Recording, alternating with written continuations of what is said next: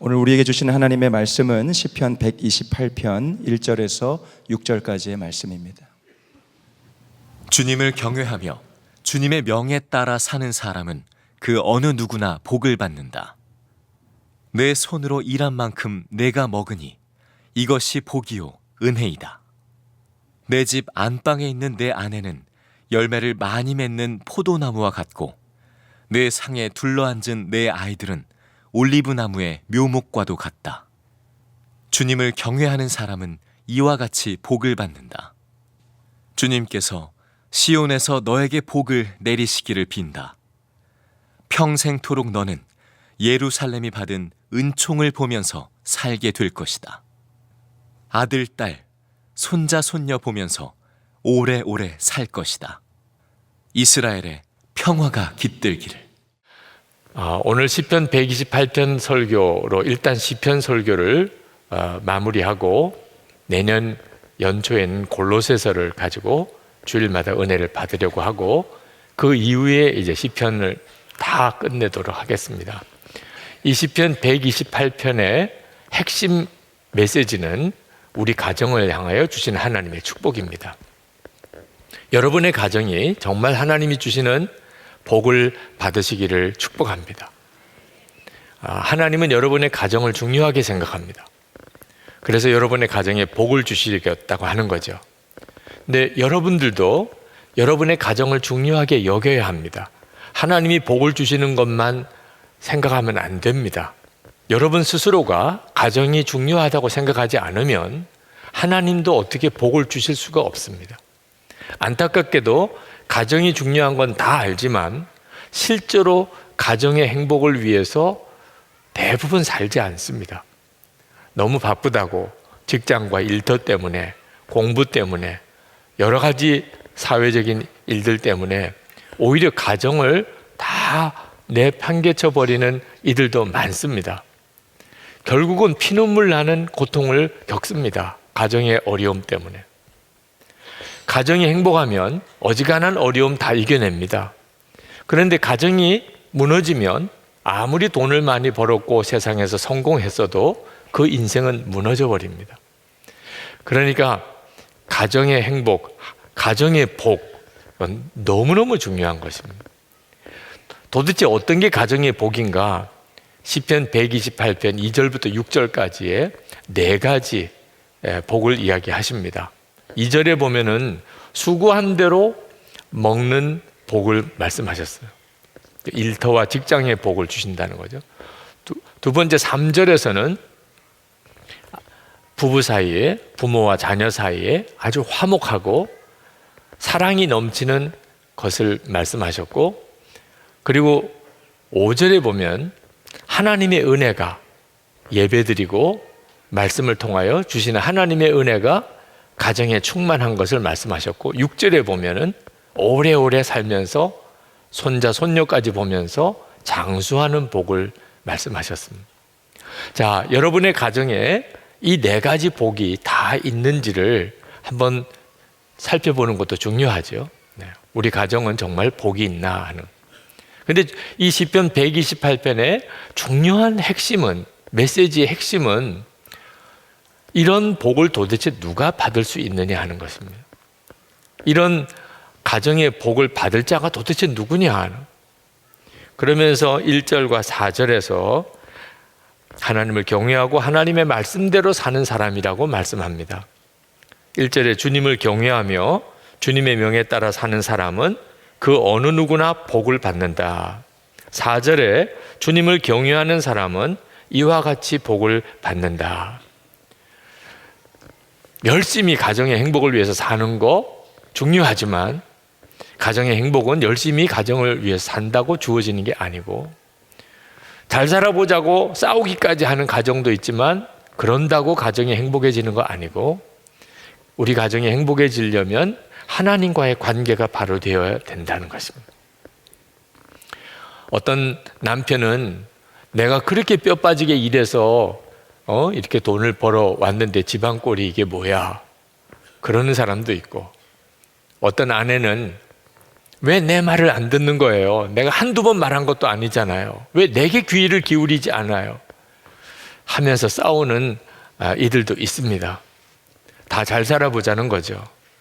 그런데 가정의 복이 어디서 어떻게 오는지를 모르니까 그렇게 가정의 행복을 위해서 살았는데 가정은 점점 불행해지고 망가지고 그리고 비참해지는 것입니다.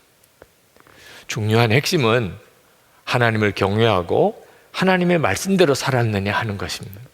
여기에 우리의 가정의 복이 달려져 있습니다. 하나님을 경외하고 하나님의 말씀대로 산다는 것은 도대체 어떻게 하라는 건가? 사사시대 때 이스라엘 백성의 죄가 뭔지를 잘 알아야 합니다. 그때 당시에는 왕이 없으므로 사람들이 다 자기 소견에 자기 생각에 옳은 대로 행하였더라. 그게 사사시대 때 죄입니다. 하나님을 경외하고 하나님의 말씀대로 살라는 것은 그 반대로 하라는 거죠. 그러니까 여러분들이 그동안에 내가 가정이 행복하기를 그렇게 애를 썼는데 우리 가정은 왜 이 모양이지? 라고 한다면 내 생각에 옳은 대로 말하고 행동하지는 않았었는가를 돌아봐야 됩니다. 아무리 잘해보자고 해도 내 생각에 옳은 대로만 말하고 행동하면 하나님이 그 가정 책임져 주실 수 없습니다. 이제부터 철저하게 여러분의 가정생활의 중심을 바꾸셔야 합니다. 내가 생각하기에 옳은 게 아니고 하나님이 뭐라고 말씀하셨나? 우리 가정에 왕이 계시다. 왕을 모시고 산다. 항상 하나님께 귀를 기울이고 그분이 말씀하신 대로 순종한다. 그렇게 살아보시기 바랍니다. 그러면 반드시 하나님이 약속하신 이 가정의 복이 여러분에게도 임하게 됩니다. 시편 128편의 첫 번째 언급한 복이 수고한 대로 손으로 일한 만큼 먹는 복입니다. 그런데 자기 생각에 옳은 대로 사는 사람은 이것이 복이라고 전혀 느껴지지 않는 겁니다. 수고한 대로 일해서 먹는 게 무슨 복이야? 일 안 했는데 돈 버는 게 복이지. 아멘 할까봐 걱정이 됐어요. 네. 아니, 우리가 지금 이 세상에 지금 시대에 사람들이 가지고 있는 복이 뭐죠?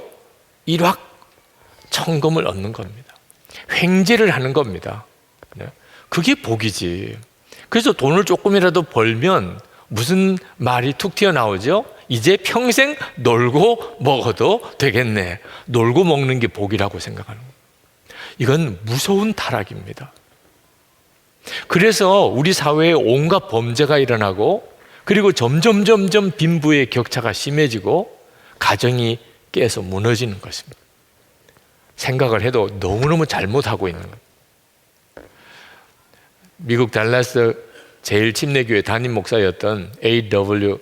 크리스웰 목사님이 한 번은 그 텍사스에 있는 어느 농부집을 찾아갔던 적이 있었습니다. 함께 식사를 하면서 그 농부가 그런 이야기를 하더래요. 목사님, 여기 주변 일대에 이웃들이 많았습니다. 다들 큰 농장들을 가지고 있었습니다. 그런데 어느 날 어느 집에 석유가 솟아났습니다. 그래서 집집마다 다 석유시구를 했는데 석유들이 터져 나와서 그들이 엄청난 돈을 받고 땅을 팔고 그리고 도시로 다 이사를 갔습니다. 그런데 그 석유가 우리 집 바로 앞에서 끝났습니다. 우리 집이 있는 농장만 석유가 안 나오는 겁니다. 그래서 40년 동안 우리는 여기서 그냥 농사만 짓고 살았습니다. 그때는 왜 우리만 이렇게 불행한가 하고 한탄했습니다. 그런데 돈을 엄청나게 많이 가지고 도시로 떠났던 우리 이웃들은 하나같이 다 이혼하고 자녀들이 타락하고 다 망가졌습니다. 우리 가정만, 여기서 농사 짓고 살았던 우리 가정만 부부가 믿음 안에 서고 자녀들이 다 견고하게 성실하게 살고 그리고 정말 행복한 가정을 이루고 살고 있습니다. 여러분, 돈 하면 안 됩니다. 여러분의 가정에서 돈 하는 것은 하나님이 여러분의 가정의 왕이라고 하는 사실을 부인하는 것입니다. 그들에게 있어서 하나님은 돈이죠. 돈 문제 때문에 싸우고 그것 때문에 갈등하는 일을 이제 그쳐야 합니다. 가장 큰 복이 뭐냐? 일한 만큼 벌어 먹을 수 있다는 거예요. 여러분, 에덴 동산에 하나님이 아담과 하와를 거기 살게 하셨는데, 성경을 안 읽는 사람들은 에덴 동산에서 아담과 하와가 일 안 하고 놀면서 마음껏 먹고 살았을 거라고 상상합니다. 성경 안 읽은 사람들이에요. 실제로는 그렇지 않습니다. 창세기 2장 15절에 보면 여호와 하나님이 그 사람을 이끌어 에덴 동산에 두어 그것을 경작하며 지키게 하시고, 아담과 하와는 에덴 동산에서 농사지었습니다. 하나님이 에덴 동산을 만드시고 사람을 그곳에 두시고 그리고 농사지어 먹고 살게 한 거예요. 그러니까 일하는 것은 얼마나 큰 복인지 모릅니다. 자녀들에게 큰 재산 물려주어서 일 안 하고 편안하게 살게 하겠다고 자녀들 망치는 일입니다. 일하고 수고한 만큼 먹을 수 있는 게 얼마나 복인가. 실제로 내가 수고했는데 내가 그 대가를 얻지 못하는 경우가 얼마나 많습니까? 하나님이 은혜를 주셔야 내가 수고하고 일한 대로 내가 먹고 살 수 있습니다. 그 점을 명확하게 해야 합니다. 생각을 하나 해도 하나님이 생각하시는 것을 내가 받아야 합니다. 하나님께서 가정의 왕이 되셔야 가족들이 화목하게 살 수 있습니다. 왜 우리가 행복하게 살자고 그렇게 결혼도 하고 자녀도 낳고 사는데 그렇게 계속 싸우지요? 도대체 왜 싸웁니까? 누가 잘했냐 잘못했냐 따지느라고 싸우는 거죠. 그렇죠? 내 생각에 옳은 대로 그렇게 말하고 행동하니까 부부가 싸우고 부모와 자녀가 싸우는 거예요. 결국은 누가 잘했냐는 거예요. 누가 옳으니 하는 거죠. 이건 가정 망치는 아주 첩경입니다. 여러분이 정말 행복한 가정을 원하신다면 옳고 그름에 대한 판단은 정말 주님께 맡겨야 됩니다. 재판장은 예수님이십니다. 그럼 우리는 뭐 하지요? 주님이 하라는 대로 하는 거예요. 자, 주님이 하라는 대로 여러분 했더니 어떻게 됐습니까? 주님 뭐라고 말씀하십니까? 부부싸움을 하고 주님 어떻게 할까요? 열심히 싸워라. 끝까지 싸워라. 굳세어라 금수나 뭐 이렇게 응원하시는 거 들어본 적 있습니까? 주님이 뭐라고 그러셨어요? 용서해라. 내가 먼저 잘못했다 그래라. 내가 먼저 손 내밀어라. 우리 주님이 왕이신 가정은 용서와 용서의 삶을 살아요. 그게 가정이에요. 우리의 가정이 정말 복이 있는 비밀은 용서와 은혜에 있는 것입니다. 어느 목사님 아들이 기숙학교에 들어갔는데 이따금 이렇게 집에 오는데 한 번은 목사님이 혼자 집에 계신데 아들이 집으로 왔대요. 와서 금방 엄마를 찾더래요. 엄마 어디 갔냐고. 엄마 교회에 성도님과 상담할 게 있어서 가셨어. 그랬더니 그 아들이 막 짜증을 내면서 아니 왜 내가 집에 오면 항상 아무도 없는 거야. 목사님이 난감하더래요. 그럼 난 뭐야 도대체. 아니 엄마만 없으면 집에 아무도 없는 거예요. 네. 아빠는 존재감도 없어요. 이유가 뭐죠? 끝까지 용서하고 또 용서하고 용서해 주는 사랑이 엄마가 더 크니까. 그러니까 엄마만 있으면 다 있는 거고 엄마만 없으면 아무도 없는 거예요. 그게 가정의 비밀인 겁니다. 여러분 이제는 잔소리 그만합시다. 잔소리에서 사람이 바뀌고 가정 분위기가 달라진다면 창세기 1장 1절부터 잔소리하거라 나왔을 겁니다. 성경 어디를 찾아봐도 잔소리하라는 말이 없어요. 소용없다는 거예요. 잔소리로 사람 바뀌는 것도 아니고 가정 달라지는 것도 아니라는 것. 괜히 잔소리하면서 오히려 가정은 더 망가지는 거죠. 이제는 말 한마디를 해도 철저하게 왕이신 주님 다스림을 받아야 합니다. 어느 여성도님이 남편 전도하려고 그렇게 애를 썼는데 예수 믿자고 우리도 좀 신앙생활에서 가정이 좀 잘 돼 보자고 할수록 더 남편은 빗나가는 거예요. 말 실수가 나오기 때문에. 어떻게 하다 보니까 잘못된 말도 하고 실언도 하고 또 너무 지나치게 이야기하기도 하고. 그래서 남편이 오히려 더 마음이 더 굳어져 버리는 것을 깨닫고 야, 이거 어떻게 해야 되나 하고 기도했더니 주님이 너 말하지 마. 말하지 말고 전도해. 말하지 않고 어떻게 전도합니까? 생각해 보니까 길이 있더래요. 그래서 전도 편지를 남편에게 쓰기 시작했어요. 야, 편지를 쓰면서 보니까 말이 절제가 돼요. 표현도 다듬어져요. 정말 남편을 사랑하는 그 마음이 그대로 담겨져 있는 편지 글을 쓸 수 있게 됐어요. 그리고 그것을 남편에게 보내기 시작했습니다. 얼마 안 가서 남편이 교회를 나왔어요. 아내가 정말 지혜로운 거죠. 예수님이 왕이시라고 하는 말이 그 말인 것입니다. 여러분, 가정에서 큰 소리 내지 말아야 됩니다. 쉿! 왕이 계세요, 우리 집에. 그렇게 해야 하는 겁니다. 불평하고 원망하면 안 됩니다. 우리 집에 왕이 계시다. 여러분이 항상 이렇게 분명하게 예수님이 우리 가정에 이제 왕이 되셨다고 믿으면 여러분의 가정 안에 부부 관계, 부모 자녀 관계 다 바뀝니다. 우리 주님이 그렇게 만드십니다. 예수님이 왕이 되실 때 가정에 은혜가 넘칩니다. 5절 말씀에 주님께서 시온에서 너에게 복을 내주시기를 빈다. 평생토록 너는 예루살렘이 받은 은총을 보면서 살게 될 것이다. 여기 시온과 예루살렘은 하나님의 성전을 말하는 것입니다. 하나님의 은혜가 하나님의 성전을 통하여 그들에게 부어지게 될 것이다. 우리 가정이 행복하는 중요한 원인 중에 하나가 은혜가 부족함이 없이 부어지는 것. 여러분 교회 올 때 기쁘셨나요? 예배 드리는 일이 여러분의 마음의 사모함이신가요? 여러분이 기도하는 일이 잘 되시나요? 여러분은 늘 성경을 읽고 묵상하며 사시나요? 이것은 여러분의 가정이 행복한가 아닌가를 알 수 있는 매우 중요한 지표예요. 하나님의 은혜의 통로가 막히지 않고 있어야 비로소 여러분의 가정 안에 하나님의 역사가 나타나는 겁니다.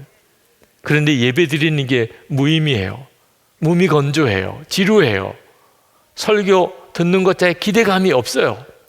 성경은 안 읽고 살아요. 기도하는 시간 갖지 못해요. 돈 아무리 많이 벌어봐요. 은혜의 문이 닫혀져 있는데 어떻게 행복할 수 있어요?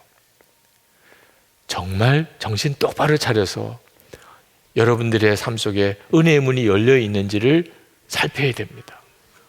어떤 분은 그런 이야기를 하더라고요. 목사님, 예수 잘 믿는데도 그런데도 불행한 사람들 많아요. 꼭 말을 해도 그렇게 해요. 예수 잘 믿는데도 어려운 일 겪는 사람 많다는 거예요. 그러면 또 이야기하기를 예수 안 믿는데 잘 사는 사람도 많아요. 충분히 그렇게 생각할 만합니다. 둘러보면 그렇게 신앙생활 잘하는데도 불행하게 사는 사람들, 그렇게 신앙생활 다 무시하고 하나님 말씀대로 살지 않는데도 넉넉하게 성공하고 잘 사는 사람들 있거든요. 왜 그런가? 하나님 말씀이 거짓이기 때문이 아닙니다. 우리가 사는 세상이 죄와 악으로 너무나 망가진 세상이에요. 그래서 짧게 보면 하나님을 잘 믿는데도 어려움 당하는 사람도 생기고 하나님을 안 믿는데도 떵떵거리며 사는 사람이 있는 것처럼 보이는 것입니다. 마귀가 이런 일을 통하여 우리에게 목적하는 것이 하나입니다. 하나님을 경외하고 하나님의 말씀대로 살려고 하는 것은 다 헛것이야. 그건 다 헛것이라고. 그렇게 사는 사람 주변에 봤잖아. 그 사람 잘 살아? 아니 엉망으로 사는 그 사람 봤잖아. 그 사람 얼마나 잘 살아. 마귀가 우리 마음속에 하나님을 경외하고 하나님 말씀대로 사는 마음을 다 뺏어가기를 원하시는 겁니다. 여러분 정신 똑바로 차려야 합니다. 길게 보셔야 돼요. 하나님의 역사하심을 정말 길게 봐야 됩니다.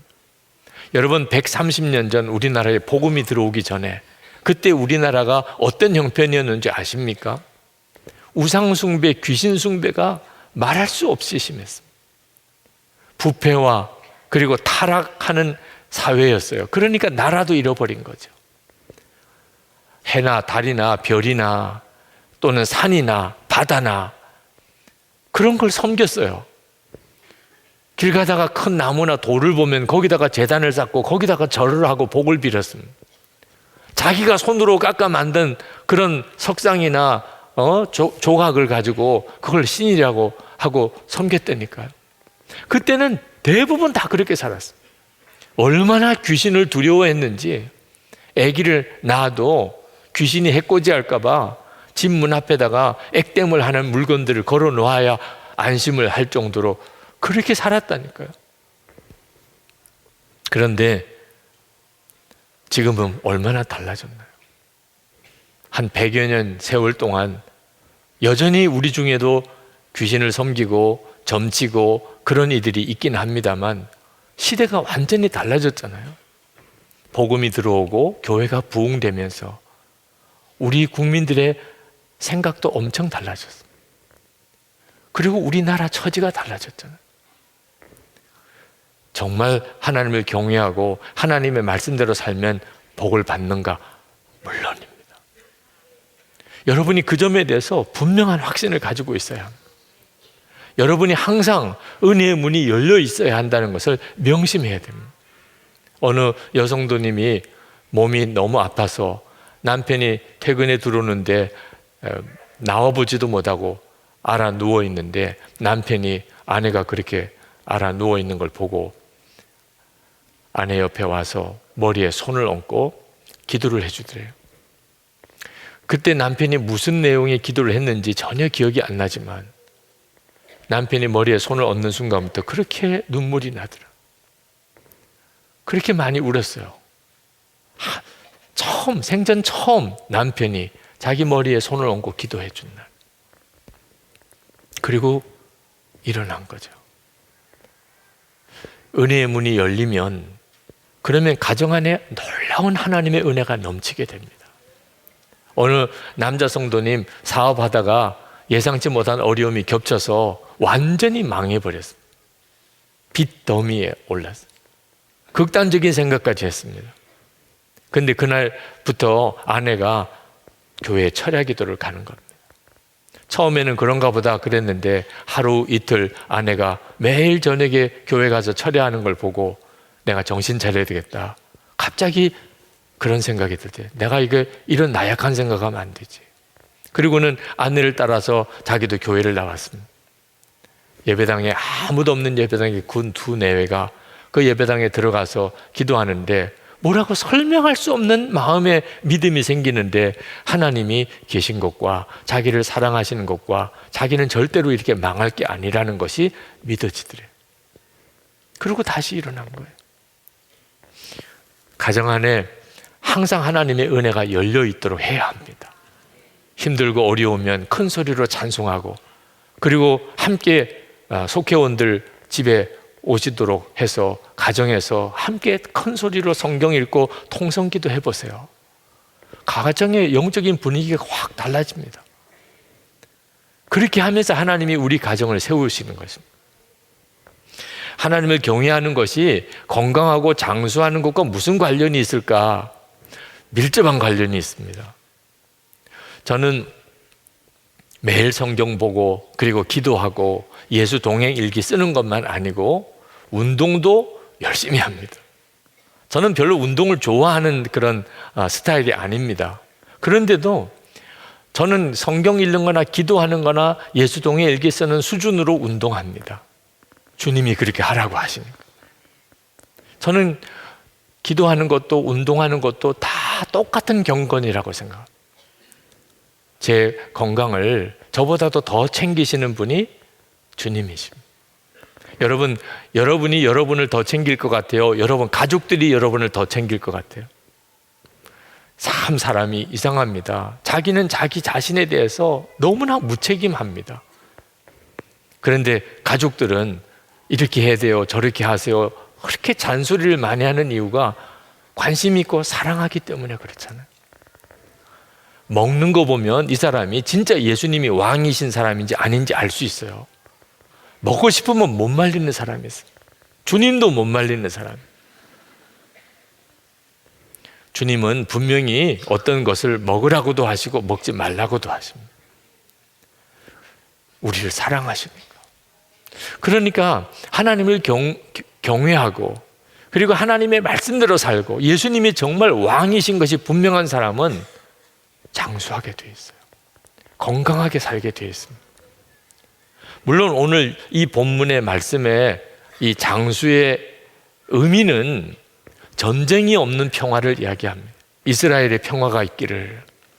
그때 당시에는 전쟁을 하면 수많은 사람들이 죽었습니다. 그래서 사람들이 손주를 볼 수가 없는 거예요. 일찍 죽으니까. 전쟁이 계속되면 그럴 수밖에 없잖아요. 그런데 하나님이 이스라엘에 평화를 주시면 그러면 이제는 손주를 볼 수 있다는 거예요. 하나님이 하셔야 한다는 거죠. 그러므로 여러분 마음이 결단해야 합니다. 아, 내가 정말 행복한 가정 그렇게 살고 싶은데 예수님을 나의 왕으로 내가 분명하게 섬기고 살아야 되겠다. 그동안에 나에게 부족했던 것은 예수님의 왕되심이었구나. 그래서 여호수아가 그렇게 간곡하게 이스라엘 백성들에게 외친 겁니다. 여호수아 24장 15절에 너희가 섬길 자를 오늘 택하라. 오직 나와 내 집은 여호와를 섬기겠노라. 우리에게는 섬길 왕이 계세요. 내 마음에 계시고 우리 가정 안에 왕이 계세요. 여러분이 이 점을 분명히 해야 합니다. 그런데 예수님을 왕으로 모시는 것에 중요한 점은 예수님을 인격적으로 만나야 한다는 것입니다. 예수님이 왕이시고 하나님의 말씀대로 살아야 돼. 이것을 머리로만 생각하고 의지적으로만 결단하면 무서운 율법주의자가 되어버리고 맙니다. 생각은 바르지요. 하나님이 왕이시고 하나님 말씀대로 살아야 되고 우리가 하나님을 경외해야 된다. 그런데 그것은 내 의지와 노력으로 하려고 그러면 가정 분위기가 굉장히 무거워집니다. 그래서 회초리 들고 가정 예배 드리는 가정이 나오는 거예요. 왜? 자세 똑바로 하고 예배 드려. 너 얼굴 표정이 그게 뭐야? 하나님이 받으시겠어? 얼굴 펴! 웃어! 이게 말이 되는 일이 아니죠. 너 오늘 성경 읽었어? 성경 안 읽었으면 밥 먹지 마. 밥 먹을 자격도 없어. 제 어릴 때 그런 분위기에서 자랐어요. 그게 예수를 잘 믿는 거고 자녀 교육 잘 시키는 건 줄 생각해요. 결과는 뭐지요? 어른 돼서 다 교회 떠나버렸어요. 예수 믿는 게 기쁜지 모르는 거예요.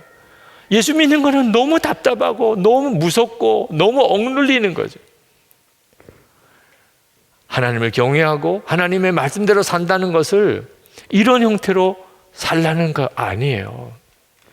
우리가 주님을 인격적으로 알고 정말 주님을 만나고 나면 완전히 다른 분위기가 되어버리고 맙니다. 하나님의 말씀에 순종하는 게 기쁨이에요. 예수님이 나의 왕 되시는 것이 내 마음에 너무나 감사해요. 감격스러워요. 그래서 쉬운 거예요. 예수님이 왕 되시는 건 내가 소원하는 거예요. 그냥 저절로 되는 것처럼 그렇게 기쁜 거예요. 기쁨과 감사와 사랑이 그 속에서 배어 나오는 거죠. 예수님의 왕 되신 사람입니다. 리더십의 세계적인 그런 권위자인 존 맥스웰이 어려서 가장 자기가 싫어했던 게 뭐냐면 설거지하는 거였던. 엄마 아빠가 설거지하라고 시키는 게 제일 싫더래요. 그런데 고등학교 다닐 때 여자친구가 생겼습니다. 근데 여자친구 집에 가보면 여자친구가 늘 설거지하는 일이 많더래요. 그러면 자기는 기쁘게 옆에 가서 같이 설거지를 했던.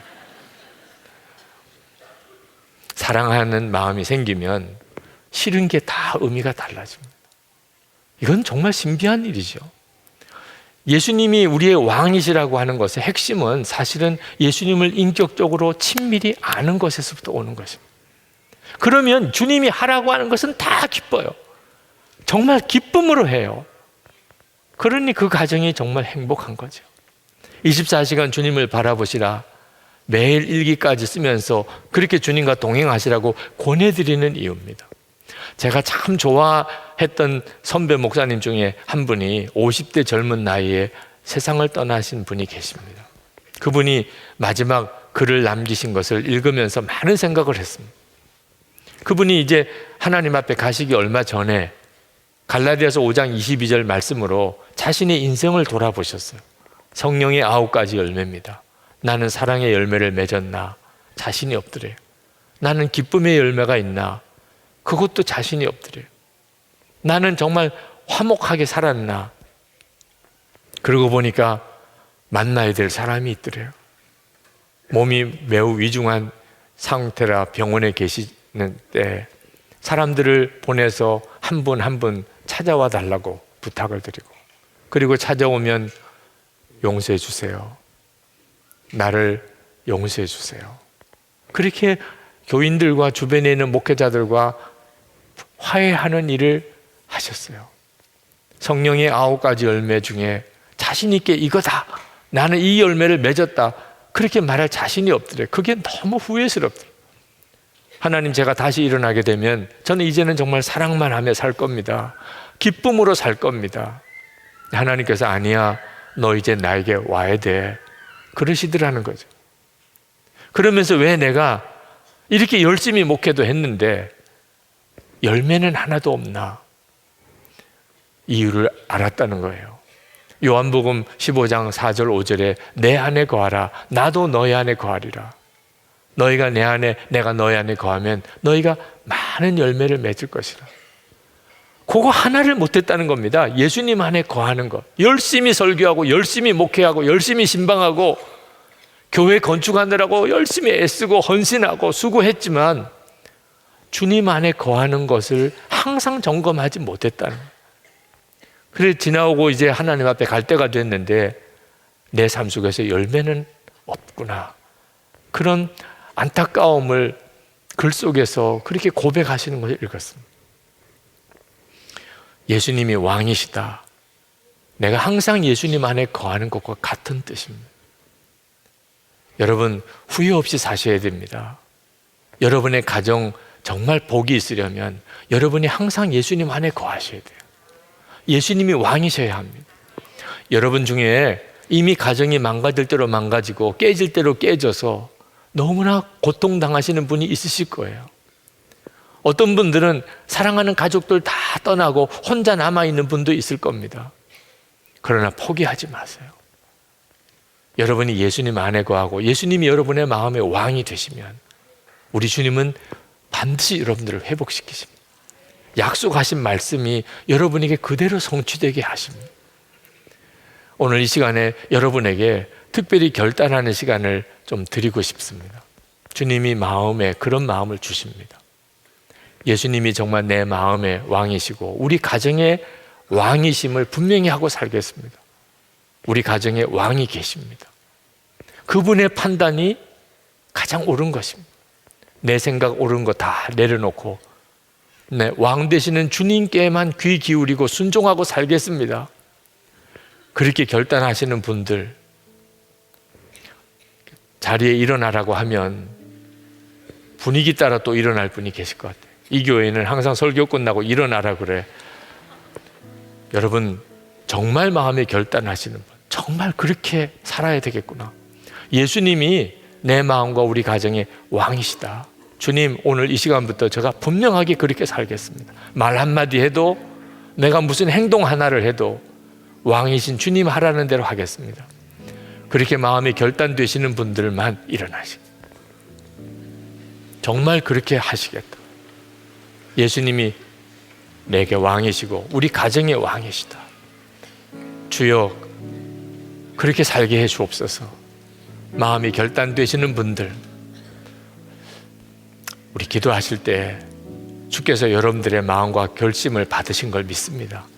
우리 간절한 마음으로 예수님이 왕 되신 가정 되기를 위하여 기도하겠습니다. 은혜와 사랑이 충만하신 아버지 하나님, 놀라우신 하나님의 은혜를 감사합니다. 주님 부으시고 하나님의 은혜로 도와여 주시기를 원합니다. 하나님 깨어지고 망가진 가정 안에 그래도 하나님 함께 하시고 역사하심을 믿습니다. 하나님 오직 주 예수님 함께 계심을 믿고 하나님 예수님의 생각이 모든 것임을 하나님 인정하고 주님만 경외하며 하나님의 말씀에만 순종하는 자 되게 하여 주시기를 원합니다. 하나님의 손으로 사로잡아 주소서. 주의 권능의 손으로 역사하소서. 하나님의 은혜로 더욱 사로잡아 주소서. 주께서 함께 하심을 분명히 바라보게 해주소서. 하나님 주님의 생각이 있음을 분명히 인정하게 하소서. 철저하게 주님 앞에 하나님 우리 자신의 생각을 십자가에 처리하고 순종하며 나가게 해 주옵소서. 살려주소서. 성도들의 형편 처지 하나님 깨어진 가정 회복시켜 주소서. 아버지 하나님, 정말 행복하게 그렇게 천국 같은 가정 이루고 살고 싶지만 모든 것이 원하는 대로 되지 않는 난감함이 있습니다. 깨어진 가정에 아픔도 있고 여전히 마음속에 짓눌러 오는 무거운 짐이 있습니다. 하나님 정말 우리 가정을 살려주소서. 가정의 행복, 주님이 주시는 그 복이 우리 가정에 충만하게 임하기를 원합니다. 부부 사이에, 부모 자녀 사이에, 형제들 사이에 예수 그리스도 안에서 정말 하나 되어 살기를 원합니다. 오늘 이 시간에 예수님 우리 가정에 이미 왕 되셨음을 고백하고 선포하고 나아갑니다. 내 생각에 옳은 대로 생각하던 거 다 십자가에 못 박고 주님이 말씀하시는 대로 순종하겠습니다. 주님이 명령하시는 대로 그대로 가겠습니다. 아버지 하나님, 우리의 가정 주님께 올려드립니다. 약속하신 대로, 말씀하신 대로 하나님 우리가 수고하여 먹으며 하나님 부부와 부모 자녀 사이의 관계에 복이 임하며 하나님 우리 안에 하나님의 은혜가 항상 충만하며 우리가 하나님 강건하여 장수하는 복을 받게 하여 주옵소서. 오늘도 전심으로 하나님께 예배하며 감사의 예물을 주께 봉헌해 드리는 성도들을 주님의 손에 부탁드립니다. 하나님 쉽지 않은 세월을 살아가고 있습니다. 하나님의 인도하심을 주소서. 주님이 책임져 사로잡아 주소서. 어떤 처지와 형편에서도 가정 안에 은혜가 넘치고 우리의 자녀들이 우리보다 더 잘되어 하나님 앞에 쓰임 받으며 기업의 복을 받으며 하나님 주의 사명을 위해서 크게 쓰임을 받는 그런 복 있는 성도가 다 되게 하여 주옵소서. 우리가 사는 세상 가운데 하나님 영광 드러나기 원합니다. 한국교회 다시 일으켜 주소서. 새로운 부흥을 주소서. 북한에는 하나님 자유의 복음이 전해지게 해 주옵소서. 억류되어 있는 김국기 목사님, 김종훈 목사님, 최충길 선교사님, 온성도 목사님 풀어주소서. 납북자들, 국군 포로들 이름도 알지 못하는 이들이 여전히 북한에 있습니다. 하나님 저들에게 이제는 자유를 주소서. 이 민족이 진정으로 하나 되는 은혜를 주소서. 아버지 하나님, 하나님의 손에 선교사님들, 주의 사명자들 올려드립니다. 주의 은혜가 충만하게 부어지기를 원합니다. 우리 주 예수 그리스도 이름으로 간절히 기도합나이다. 아멘.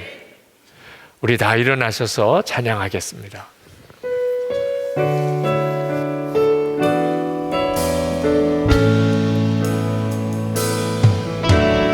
예수 우리 왕이여 이곳에 오소서. 보좌로 주여 임하사 찬양을 받아 주소서. 주님을